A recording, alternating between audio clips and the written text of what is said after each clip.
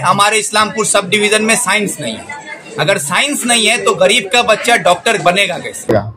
Victor साहब जो कहा है वो झूठ बोला है, क्योंकि ये मोदी का चचेरा भाई है। तो मोदी जिस तरह झूठ बोलता है वैसे विक्टर भी यहाँ झूठ बोलता है। एक भी बच्चा क्या ग्वालपोखर में ऐसा है जो इलाही बख्श हाई स्कूल में पढ़ के वो MBBS कर रहा हो? ऐसा एक भी बच्चा दिखा दे। तो वो देखना चाहे तो हम लोग ग्वालपोखर से एक नहीं है 10-20 दिखा सकते हैं। अब हमारा पांजीपरा इलाही बख्श हाई स्कूल का ले लीजिए। एक लड़का है खैरुल अमीन, डॉक्टर महताब साहब का लड़का है, पांजीपरा बाजार का रहने वाला है। वो MBBS कर चुका है, अभी MD का तैयारी कर रहा है। तो मैंने ये कहा कि ये वो समझते कम है और बोलते ज्यादा है। तो ये जो है एक तरह की बीमारी है कि समझने में कमी है और बोलने में ज्यादा है। तो ये एक तरह का डिजीज है, इसका इलाज का जरूरत है। ये लोगों का जहनी टोटली खराब हो गया है, दिमाग ये लोग का खराब है। ये लोग को चेयर मिलता नहीं है। 2016 में 2021 में विधानसभा इलेक्शन लड़ा विक्टर साहब, चकलिया में जमानत जब्त हो गया। जो लोधन हाई स्कूल से इंटर पास किया हो और वो मेडिकल कर लिया, धर्मपुर हाई स्कूल से इंटर पास करके वो मेडिकल कंप्लीट किया हो, इलाही बख्श हाई स्कूल में पढ़ के वो MBBS कर रहा हो, ऐसा एक भी बच्चा दिखा दे। मुझे ये एहसास होता है कि विक्टर साहब को जानकारी कम है, या जानकारी नहीं रखता होगा, या फिर ग्वालपोर के लोगों को बेवकूफ समझता होगा। क्योंकि लोग आजकल बेवकूफ है नहीं, सब जागरूक लोग हैं, एजुकेटेड लोग हैं। सर आज कितने लोगों का ज्वाइनिंग हुआ आज के इस प्रोग्राम में? आज धर्मपुर 1 में गरगच में हम लोगों का 95 परिवार यहाँ पर ज्वाइन किया। तृणमूल और BJP से कांग्रेस में शामिल हुआ। इसलिए उन सब का मुबारकबाद देते हैं उन लोगों को, और कांग्रेस को मजबूत करने में उन लोग आगे हम लोग के साथ रहेंगे, ये उम्मीद करते हैं। सर आप लोग आपने भाषण में जो यहाँ के जो विधायक हैं रब्बानी साहब, उनके ऊपर आपने कई आरोप लगाए, जिस तरीके से उन्हें कहा कि वो समझदार नहीं है, समझते नहीं है, किस तरह की बातें हैं सर ये? मैंने ये कहा कि ये वो समझते कम है और बोलते ज्यादा है। तो ये जो है एक तरह की बीमारी है कि समझने में कमी है और बोलने में ज्यादा है।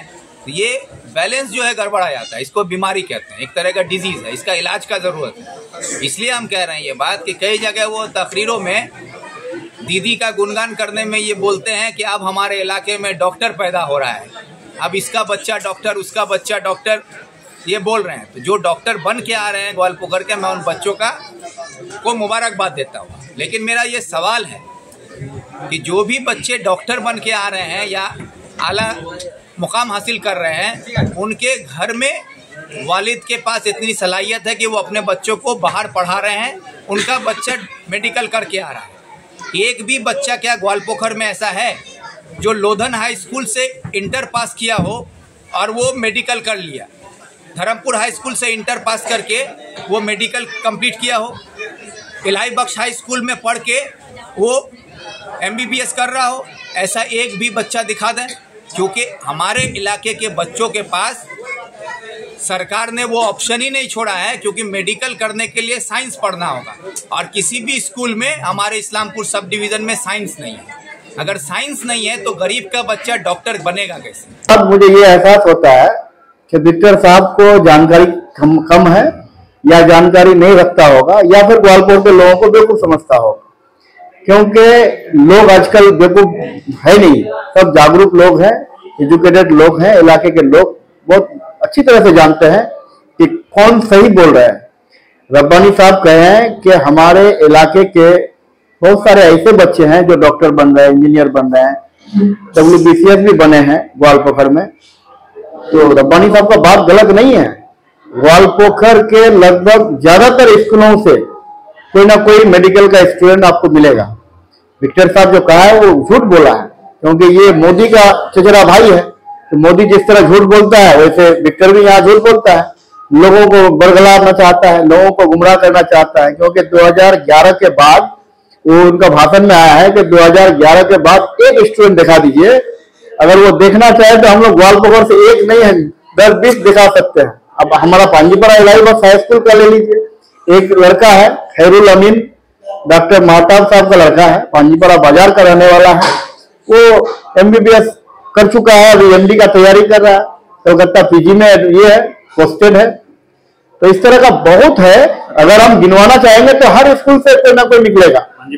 जी, पांजीपुरा इलाहाबाद हाई स्कूल से पढ़ा है, वो 10th यहाँ से किया है, 2014 में यहाँ से 10th करके गया और MBBS नेट का एग्जाम दिया, MBBS पास किया है, अभी MD का तैयारी कर रहा है। तो मेरा कहना है कि देखिए, राजनीति करने वाले लोगों से मेरी गुजारिश रहेगी, चाहे वो किसी भी पार्टी के हो, पार्टी अलग अलग हो ही सकता है, लेकिन लीडरशिप जो अपने आप को लीडर कहता है, उनका एक गरिमा होना चाहिए कि दूसरे को नीचा दिखाने के लिए हम लोगों के सामने में झूठ बोले, ये तो दूसरे को नीचा दिखाने का काम कर रहे हैं ना। एक तो उनके भाषा में आप देखिएगा, निहायत ही बदतमीज किस्म का भाषा यूज करता है। एक पढ़े लिखे आदमी के जबान से इस तरह का बदतमीजी वाला भाषा नहीं निकलेगा। जिस तरह से वो ममता बनर्जी साहिबा को तुम तराक कहता है, मंत्री साहब को तुम तराक कहता है, इस तरह का भाषा उनके जबान से नहीं निकलना चाहिए। विचारधारा अलग अलग हो ही सकता है, लेकिन लहजे में रहना चाहिए। पढ़े लिखे लोगों का जो पहचान होना चाहिए वो अपने जबान से निकलना चाहिए। और उनका भाषण आप सुने, जब भी भाषण देता है गाली गलौज जैसा भाषा है बोलता है, तुम तराक जैसा। ममता बनर्जी उनके माँ की उम्र से भी ज्यादा उम्र का होगा शायद, लेकिन उनको भी तुम तराक बोल रहा है वो भाषण। तो मेरा कहना है कि पार्टी कीजिए, संगठन कीजिए, लेकिन अपने दायरे में रह के कीजिए, क्योंकि जिस तरह से वो कहा है कि 2011 के बाद एक भी लड़का ग्वालपकर से MBBS या मेडिकल लाइन में नहीं गया है। तो 2011 से पहले कितना किया है वो बता दे। 2011 से पहले तो वो लोग था ना सरकार में, जितना 34 साल का सरकार में वामफ्रंट रहा, वामफ्रंट के दौर में कितना मेडिकल लाइन में हमारा ग्वालपकर चकलिया का लड़का क्वालिफाइड किया था, बता दे। उससे कंपेयरिंग कीजिए 2011 के बाद अब तक, तो आसमान जमीन का फर्क होगा। उन्होंने ये भी कहा था सर कि जिन लोगों के पास पैसा है उनके बच्चों को बाहर पढ़ाकर ही वो लोग MBBS करवाते हैं। देखिए, तालीम एक दौर था जब पैसे का जरूरत होता था। अभी तो ममता बनर्जी पैसे दे रही है पढ़ाने के लिए बच्चों को। 10 लाख का क्रेडिट कार्ड ममता बनर्जी दे रही है ना। जो गरीब गार्जियन है अपने बच्चे को पढ़ाना चाहता है, मेडिकल में हो या कहीं भी इंजीनियरिंग में हो, तो ममता बनर्जी 10 लाख का क्रेडिट कार्ड दे रही है। कोई गरीब अमीर रहा नहीं, यहाँ हर किसी के लिए सुविधा है, चाहे गरीब हो अमीर हो, सबके लिए सुविधा है। और जहां तक हमारा लगता है कि विक्टर साहब का जहनी थोड़ा कमजोर हो गया होगा, क्योंकि जब कुर्सी निकल जाता है ना, ग्वालपकर में 2011 से पहले ये लोग हमेशा चेयर में रहा, कभी चचा मंत्री रहा, खुद MLA रहा, उसका बाप MLA रहा।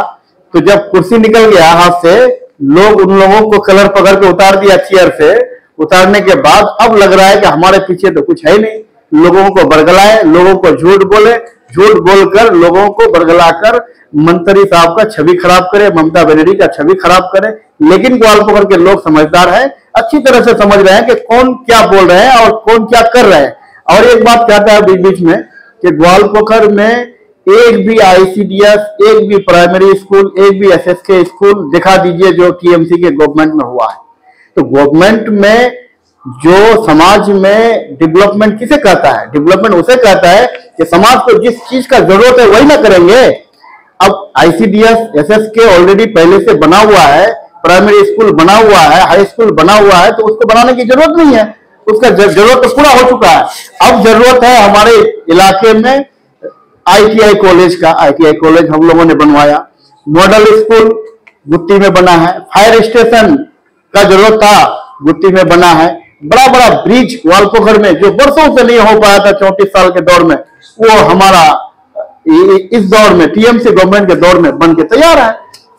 पांजीपुरा में हॉस्पिटल बना है, पांजीपुरा में मॉडल मदरसा बना है। इस तरह का बड़ा बड़ा डेवलपमेंट का वो कह रहा है कि एक काम गिनवा दीजिए, यहाँ तो हजारों काम है, कितना गिनिएगा। लक्की भंडार कभी सुने थे?